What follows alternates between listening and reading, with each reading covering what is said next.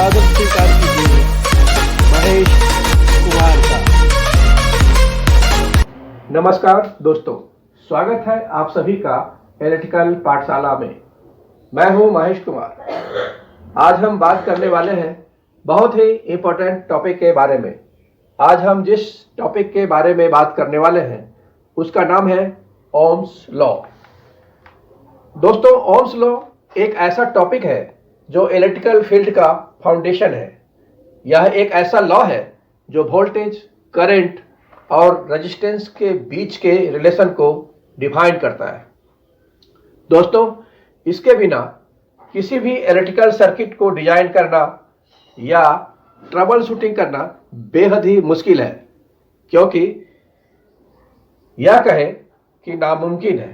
क्योंकि जितनी भी सर्किट्स होगी उसमें अनिवार्य रूप से वोल्टेज, करंट और रेजिस्टेंस होगा ही होगा। इसके बिना वह काम नहीं कर पाएगा। आइए देखते हैं इस वीडियो में क्या क्या है। सबसे पहले हम ओम्स लॉ के बेसिक्स को समझेंगे, उसके बाद एक प्रैक्टिकल डेमोन्स्ट्रेशन देखेंगे और फिर रियल लाइफ एप्लीकेशन को एक्सप्लोर करेंगे। तो वीडियो को एंड तक जरूर देखिए और नए नए कॉन्सेप्ट को सीखते रहिए। तो चलिए शुरू करते हैं।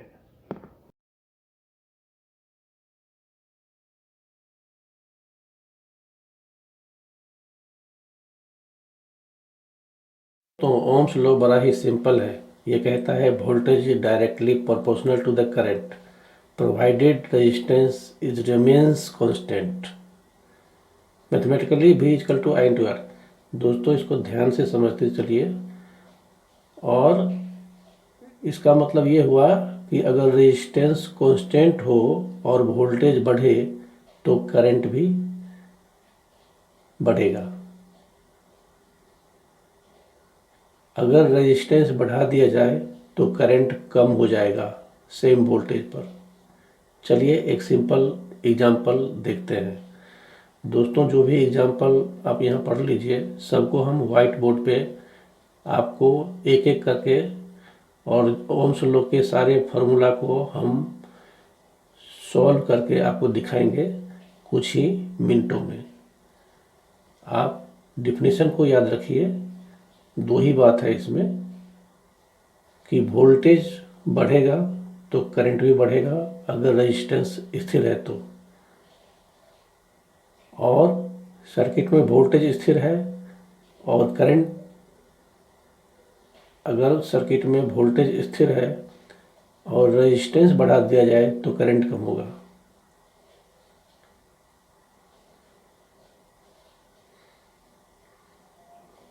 ये जो है 12 वोल्ट बैटरी और 6 ओम का जो रजिस्टर का जो सर्किट डायग्राम है, उसमें हम आपको व्हाइट बोर्ड पे सॉल्व करके दिखाने वाले हैं अभी कुछ ही मिनटों में। तो बड़ा ध्यान से देखिएगा दोस्तों, हम एक एक चीज़ को क्लियर कर देंगे। ओम्स लॉ के बारे में आपको कोई भी दिक्कत, कोई भी परेशानी नहीं होने वाली है।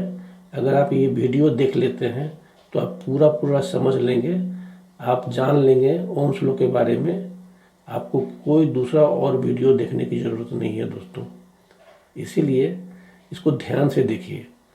आप स्टूडेंट हैं, आप इस चीज़ को समझना चाहते हैं अगर दिल से, तो आज इसको देख करके और अच्छे से समझ लीजिए। कुछ भी नहीं दोस्तों, समझने की बात है। अगर ठीक से समझ लिए तो आप सब कुछ समझ लेंगे आज इसी वीडियो में।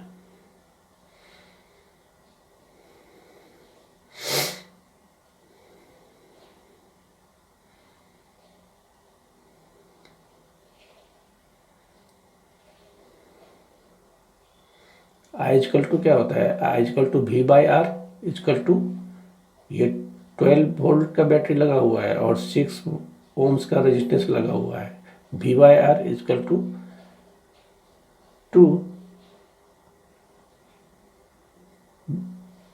12 को 6 से डिवाइड कर दिए, 2 एम्पियर।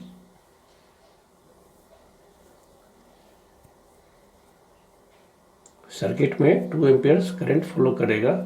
आगे हम आपको बताएंगे, व्हाइट बोर्ड पर सॉल्व करेंगे।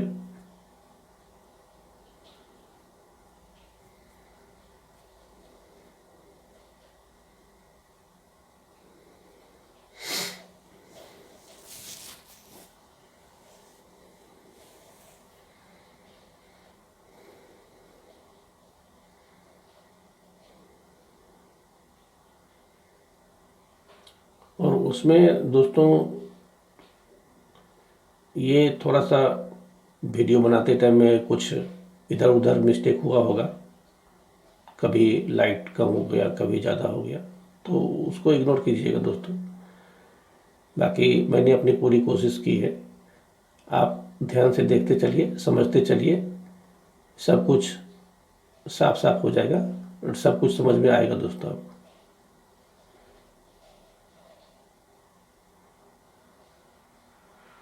ये प्रैक्टिकली जो है वो हम डायग्राम के थ्रू आपको समझाएंगे, लेकिन अगर आप घर पे हैं और प्रैक्टिकल करते हैं तो इसको आप प्रैक्टिकली मल्टीमीटर से उस सर्किट बना करके, एक बैटरी तो घर में होगा ही, और उसमें एक बल्ब जला करके उसका करंट आप मल्टीमीटर से कर सकते हैं, तो वोल्टेज को मेजरमेंट कर सकते हैं।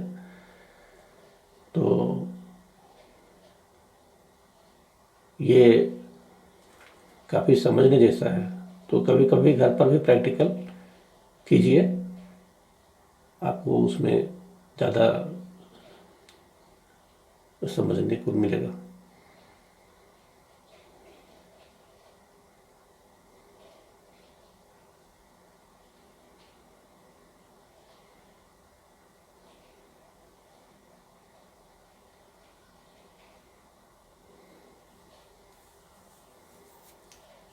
ये दोस्तों ओम्स लॉ का प्रैक्टिकल डेमोन्स्ट्रेशन अगर आप लोग कंपनी में काम करते हैं तो बहुत किए होंगे।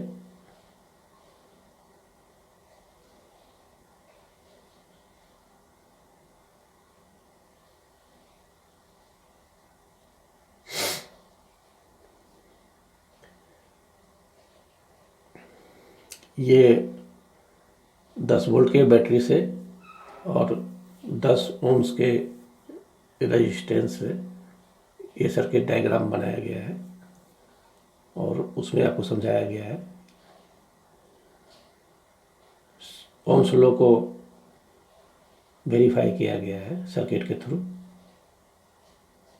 और मेजरमेंट करके, सॉल्व करके मैथमेटिकली सब कुछ उसमें समझाया गया है, जो कि आप व्हाइट बोर्ड पे आप कुछ ही देर में देखेंगे।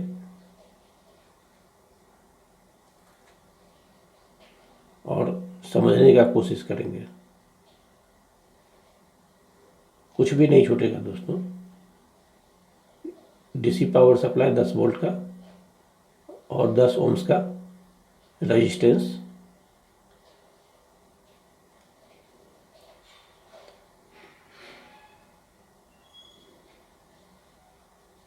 सर्किट का वोल्टेज ओम्स आप मल्टीमीटर से मेजरमेंट कर सकते हैं, अपने घर पर भी कर सकते हैं,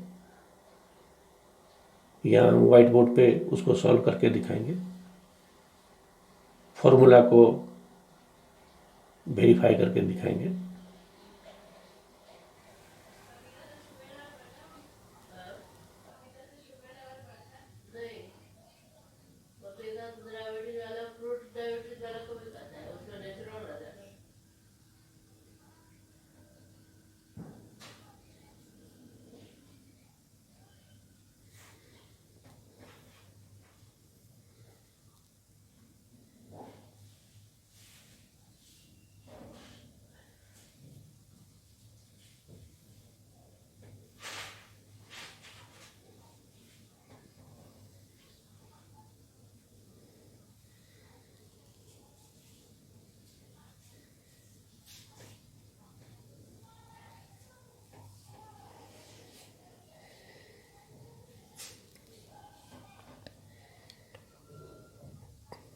दोस्तों हमने एक डायग्राम बनाया है यहाँ पे, जिसमें 12 वोल्ट का बैटरी लिया है और 6 ओम का रेजिस्टेंस लिया है। 12 वोल्ट के पॉजिटिव टर्मिनल से हमने रेजिस्टेंस के टर्मिनल को जोड़ा है और 12 वोल्ट के बैटरी के नेगेटिव टर्मिनल से हमने रेजिस्टेंस के दूसरे टर्मिनल को जोड़ा है। और इस तरह से हमारा ये 12 वोल्ट पावर सप्लाई के साथ 6 ओम्स का रेजिस्टेंस का सर्किट डायग्राम, और ये सर्किट कंप्लीट होता है। तो इस सर्किट में ओम्स लॉ के हिसाब से इसका करंट कैलकुलेट करते हैं। तो आइए देखते हैं। I equal to V by R, ये ओम्स लॉ के हिसाब से होता है। यहाँ V equal to 12 volt, R equal to 6 ohm, I हमें पता करना है। तो I इजकल टू होता है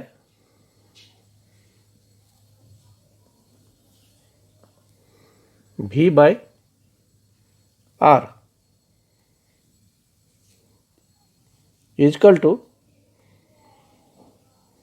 वोल्टेज 12 वोल्ट है तो 12 बटा R कितना है 6 ओम्स, 12 बटा 6, इसको हम काट देंगे, 6 टू जा 12, 2 होगा। हम क्या निकाल रहे हैं? एम्पियर, करंट निकाल रहे हैं। तो equal to I equal to क्या हो जाएगा 2 एम्पियर। एम्पियर करंट का यूनिट, मेजरिंग यूनिट है, तो इसको हम एम्पियर में ही मापते हैं। तो I इजकल टू 2 एम्पियर। तो इस सर्किट का जो एम्पियर है वो 2 एम्पियर है।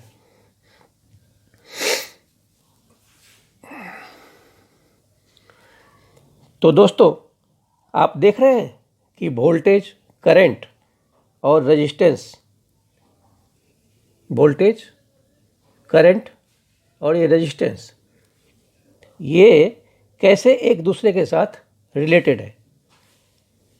अब चलिए हम इसे प्रैक्टिकली समझते हैं एक डायग्राम के थ्रू। दोस्तों, अब हम कुछ और सर्किट्स बनाते हैं और देखते हैं कि इन सर्किट्स में ओम्स लॉ कैसे काम करता है। दोस्तों, इस सर्किट के लिए हमने 10 वोल्ट का डीसी पावर सप्लाई और 10 ओम्स का रेजिस्टेंस लिया है और इसका हम सर्किट डायग्राम बनाते हैं। तो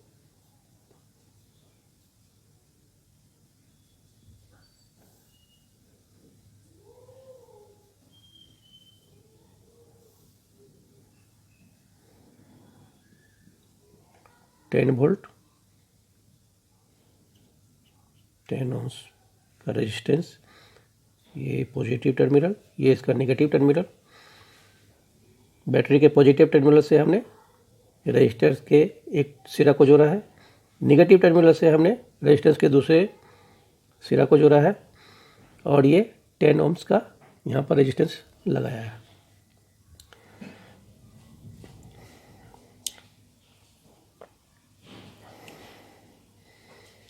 दोस्तों, अगर हम रेजिस्टेंस निकालते हैं, हालांकि रेजिस्टेंस यहाँ पर दिया हुआ है और यहाँ पर यह वोल्टेज भी दिया हुआ है, लेकिन चूँकि ओम्स लॉ का यहाँ पर सत्यापन करना है, तो equal to R equal to V by I होता है, इजकल टू वोल्टेज है 10 और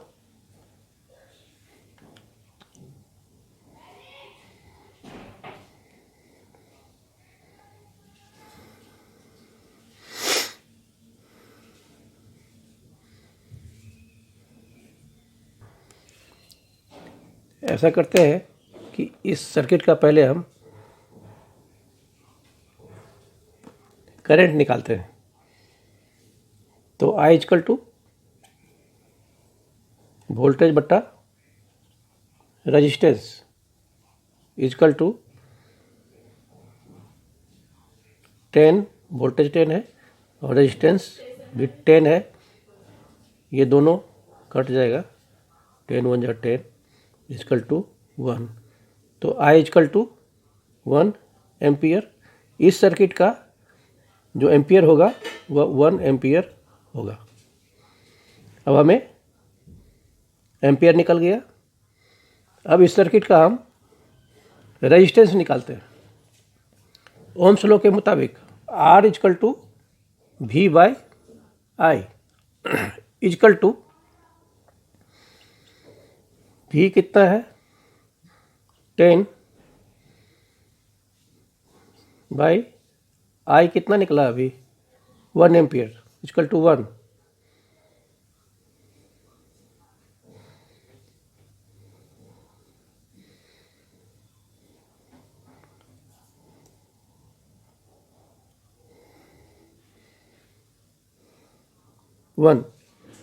तो इजकल टू 1 10 जा 10 दोस्तों ये 10 ओम्स यहाँ पर है मुझे पता है, लेकिन चूँकि ओम्स लॉ के मुताबिक इस फॉर्मूला को सत्यापित करना है आपको समझाने के लिए, तो R equal to V by I ऐसा ओम्स लॉ के मुताबिक होता है।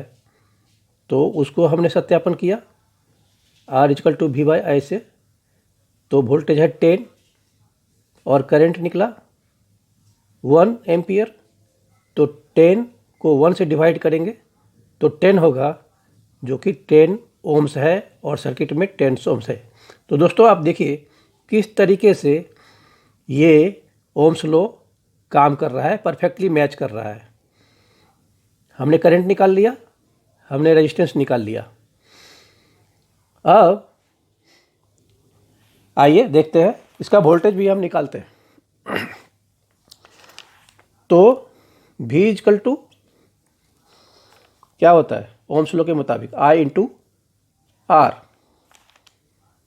इजकल टू क्या हो जाएगा, I कितना निकला 1 एम्पियर मल्टीप्लाई बाय रेजिस्टेंस कितना निकला 10 ओम्स इजकल टू क्या हो जाएगा 1 10 जा 10, ये क्या निकला 10 वोल्ट। दोस्तों देखिए जब हम वोल्टेज निकाले तो ये हमारा कितना आया 10 वोल्ट, जो कि ऑलरेडी सर्किट में 10 वोल्ट लगा हुआ है। तो अब आप यहाँ पर देखिए कि ओम्स लॉ किस तरह से परफेक्टली काम कर रहा है सर्किट में, और इसका सत्यापन फार्मूला में हो रहा है। हमने इसको सॉल्व करके 10 वोल्ट भी निकाल दिया, जो कि यहाँ पर मैच कर रहा है। उसके बाद फार्मूला के हिसाब से, ओम्स लॉ के फार्मूला के हिसाब से जब हम रेजिस्टेंस निकाले तो ये भी 10 ओम्स निकला, जो कि यहाँ पे निकला। और जब हम इसका करंट निकाले तो करंट भी हमें यहाँ पर 1 एम्पियर निकला, जो कि इस सर्किट का 1 एम्पियर करंट फॉलो करता है। तो इस तरह से ये सर्किट ओम्स लॉ के मुताबिक बहुत अच्छे तरीके से परफेक्टली मैच कर रहा है। आइए एक और वेरिएशन देखते हैं।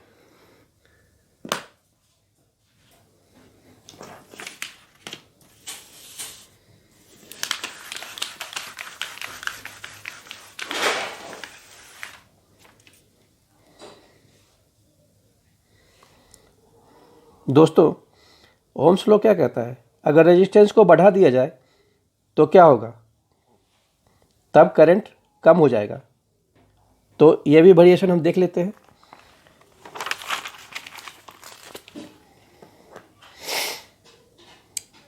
हम एक 10 वोल्ट का बैटरी लेते हैं,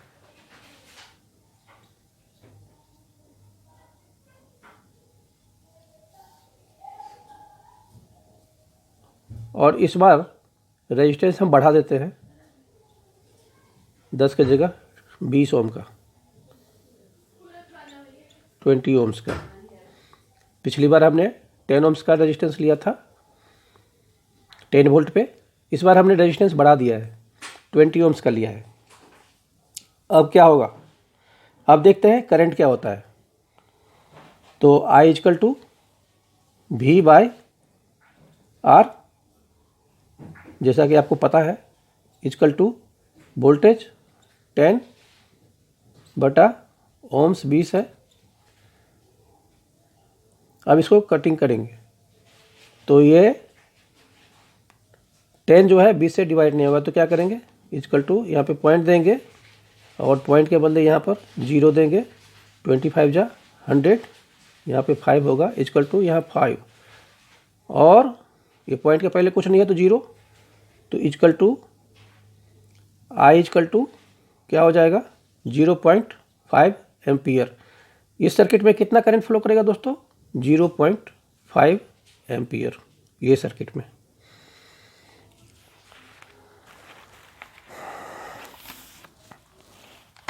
यानी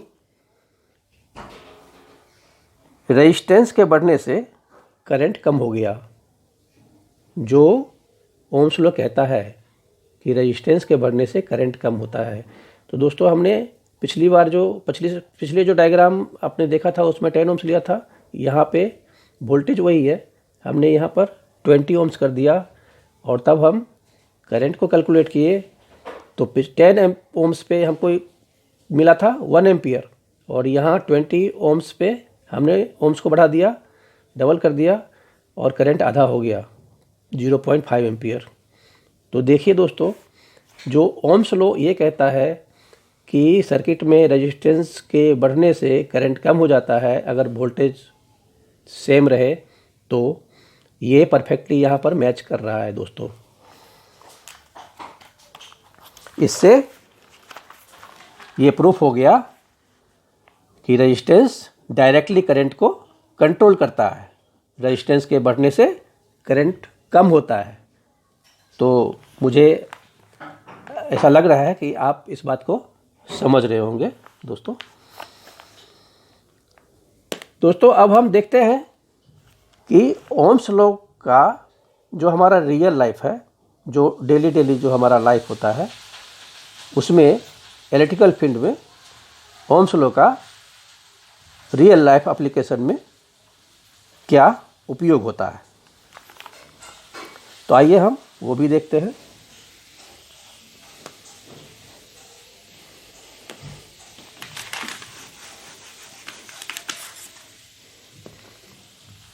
इसमें पहला उपयोग होता है हाउस वायरिंग में। पहला क्या होता है, हाउस वायरिंग।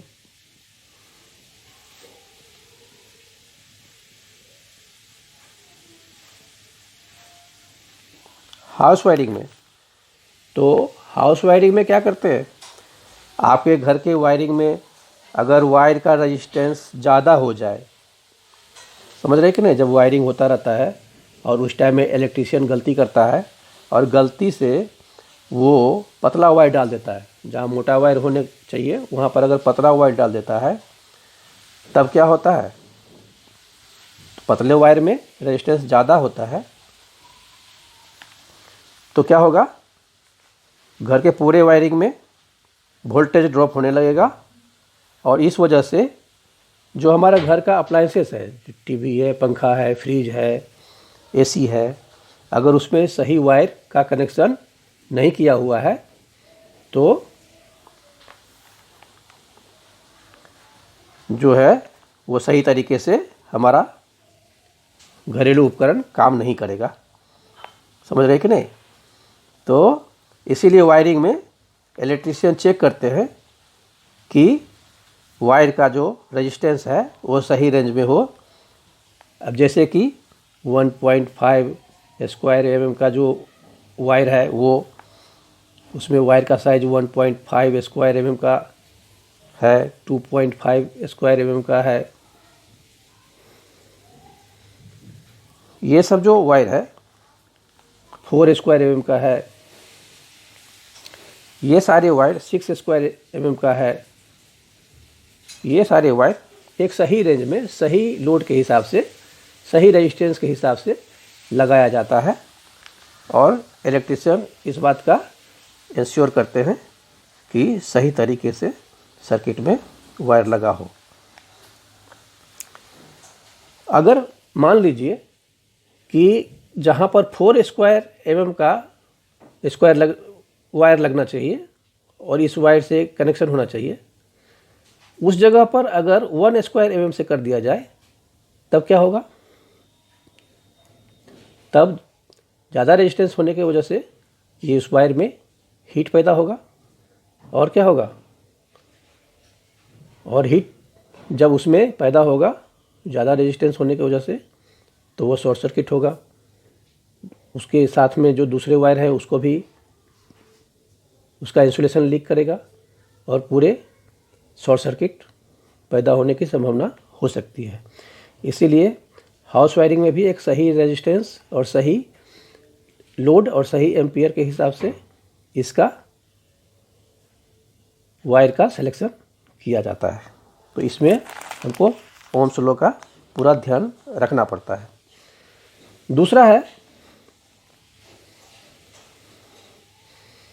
दूसरा है अप्लायंसेस डिजाइन।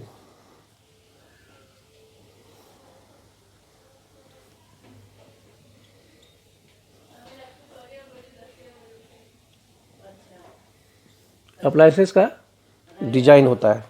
हर इलेक्ट्रिकल डिवाइस, चाहे वो फैन हो, बल्ब हो या टीवी हो, ये सभी ओम्स लॉ के प्रिंसिपल पर ही डिजाइन होता है और वोल्टेज और करंट के हिसाब से ही उसका रेजिस्टेंस सेट किया जाता है। अगला है ट्रबल शूटिंग।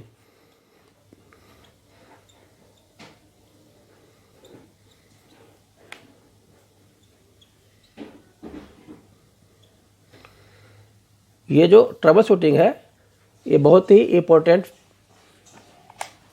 फैक्टर है।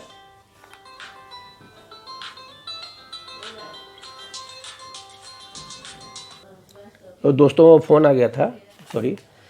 तो जो ट्रबल शूटिंग है हमारे इलेक्ट्रिकल फील्ड में एक इम्पोर्टेंट फैक्टर है। जो ट्रबल शूटिंग है उसमें भी ओम्स लॉ का काफ़ी ध्यान रखा जाता है। मान लीजिए घर का कोई उपकरण है जो काम नहीं कर रहा है, तो मल्टीमीटर से करंट और रेजिस्टेंस मेजर करके फॉल्ट का पता लगाया जा रहा है। और किसी इलेक्ट्रिशियन को अगर आप अपने घर में बुलाते हैं, अगर मान लीजिए कि आपके घर का अगर पंखा नहीं चल रहा है और इलेक्ट्रिशियन को आपने बुलाया, तो इलेक्ट्रिशियन क्या करेगा? पहले सप्लाई चेक करेगा। सप्लाई चेक करने के बाद क्या करेगा? वो अगर सब कुछ ठीक है तो वो पंखा को चेक करेगा, और पंखा में जो रनिंग वाइंडिंग होता है, स्टार्टिंग वाइंडिंग होता है, उसमें उसको मल्टीमीटर से वो चेक करेगा। उसके कॉइल को चेक करेगा, उसका रेजिस्टेंस चेक करेगा, और रेजिस्टेंस चेक अगर ओपन सर्किट मिला तो फिर उस पंखे को या तो वाइंडिंग करवाएगा, वायरिंग चेंज करवाएगा। तो ये सब कुछ जो उसमें सेट किया रहता है, उसका जो चेक होता है उसमें वो मल्टीमीटर से वो चेक करता है। और ये ट्रबल शूटिंग में भी ओम्स रेजिस्टेंस के हिसाब से उसको चेक करके और उस हिसाब से लोड के हिसाब से उसकी वायरिंग की जाती है, वाइंडिंग बनाई जाती है, और फिर जितना वोल्टेज है उस हिसाब से उस सर्किट को किया जाता है। अगला है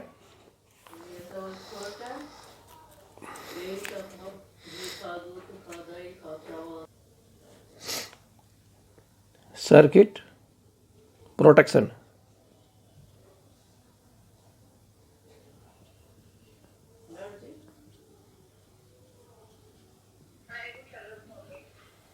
सर्किट प्रोटेक्शन दोस्तों, फ्यूज और सर्किट ब्रेकर हमारे सर्किट में लगा ही होता है। तो कंपनी जब इसका डिज़ाइन करता है, इस फ्यूज का और सर्किट ब्रेकर का, तो डिज़ाइन करते समय वो लोग ये इंश्योर करते हैं कि उनका जो रेजिस्टेंस और करंट का जो कैपेसिटी है वो सही हो, ताकि ओवरलोड से बचा जा सके। ओवरलोड होगा तो पूरे सर्किट को डैमेज करेगा, शॉर्ट सर्किट की समस्या पैदा होगा, और उस पूरे सर्किट में आग लगने की संभावना होगी ओवरलोड की वजह से। तो इसीलिए सर्किट का जो प्रोटेक्शन होता है उसमें फ्यूज और सर्किट ब्रेकर का इम्पोर्टेंट रोल होता है दोस्तों। तो इस बात को उसमें इंश्योर किया जाता है कि रेजिस्टेंस और करंट की कैपेसिटी जो है वो सही हो, ताकि ओवरलोड ना हो। तो दोस्तों अब आपसे एक सवाल है, और वो ये है कि आपके घर के किस उपकरण का रेजिस्टेंस सबसे ज़्यादा हो सकता है। अपना आंसर नीचे कमेंट में ज़रूर लिखिए और हम कमेंट को पढ़ के आपके कमेंट का जवाब देने का कोशिश ज़रूर करेंगे। तो दोस्तों, ये था ओम्स लॉ और इसके प्रैक्टिकल एप्लीकेशंस। आज हमने जाना कि ओम्स लॉ का बेसिक कॉन्सेप्ट क्या है, उसका प्रैक्टिकल डेमोन्स्ट्रेशन कैसे होता है और रियल लाइफ में इसका क्या इम्पोर्टेंस है। अगर आपको ये वीडियो पसंद आई हो तो लाइक कीजिए, मेरे चैनल इलेक्ट्रिकल पाठशाला को सब्सक्राइब कीजिए और अपने दोस्तों के साथ शेयर ज़रूर कीजिए। दोस्तों, ये जो अगर आप स्टूडेंट हैं तो आपके लिए ये बड़ा ही उपयोगी चैनल है।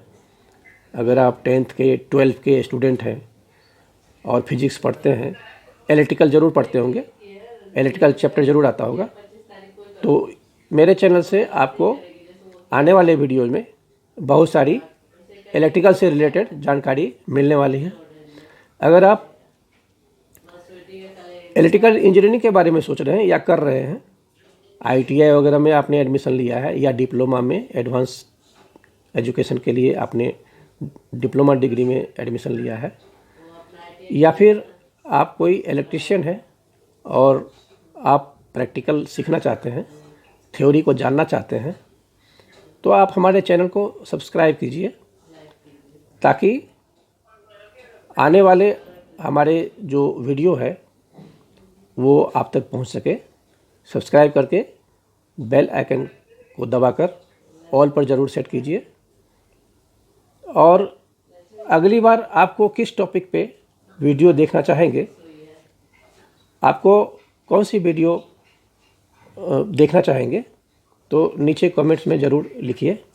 अगली वीडियो में फिर मिलते हैं, तब तक के लिए हमारे चैनल इलेक्ट्रिकल पाठशाला का स्वागत है। Thank you.